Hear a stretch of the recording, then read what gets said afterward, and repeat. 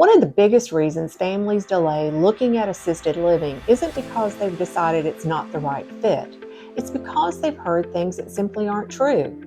We hear the same questions almost every week from families trying to figure out how they would ever afford assisted living for themselves, a spouse, or parent. Hi, I'm Barbara McGinnis with Johnson McGinnis Elder Care Law and Estate Planning. Today, we're going to tackle 3 of the biggest myths about paying for assisted living and answering some of the most common questions families ask when they're starting this journey. Myth number 1, Medicare will pay for my assisted living. This is probably the most common misconception we hear.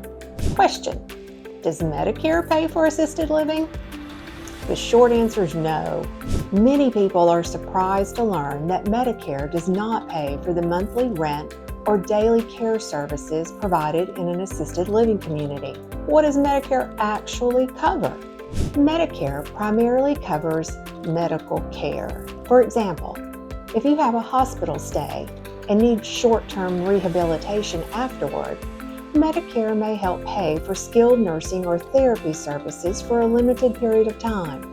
What Medicare does not cover is what's known as custodial care.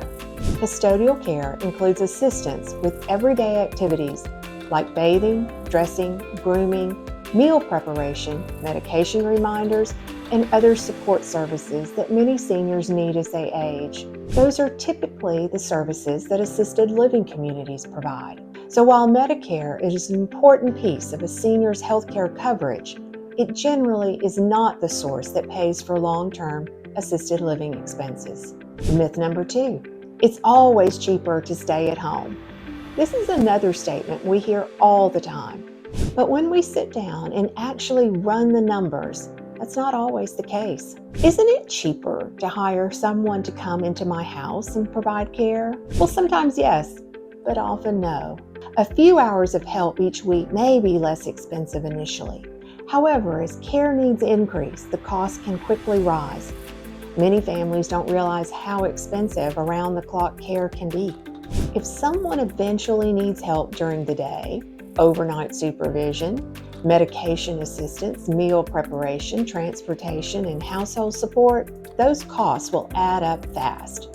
Assisted living communities often bundle many of those costs together. The important takeaway is that assisted living is often much more affordable than families expect once they compare the true costs of remaining at home and increasing care needs. Brings us to myth number 3. There are no programs that can help pay for assisted living. Well, this myth causes many families to give up before they even explore their options. One program families should know about is Tennessee Choices. Choices is a Medicaid home and community-based service program that can help eligible seniors receive care in assisted living and other community settings. However, eligibility rules apply. Some limits, asset limits, income limits, and medical requirements all play a role in determining whether someone qualifies.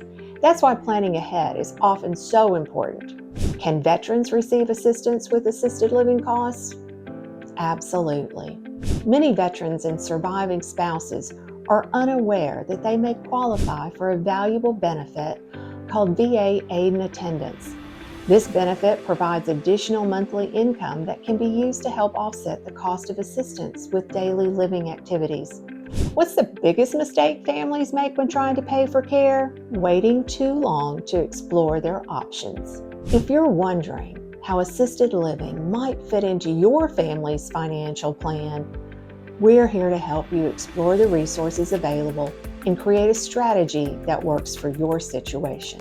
Be sure to subscribe for more elder care and estate planning guidance designed to help Tennessee families protect what matters most.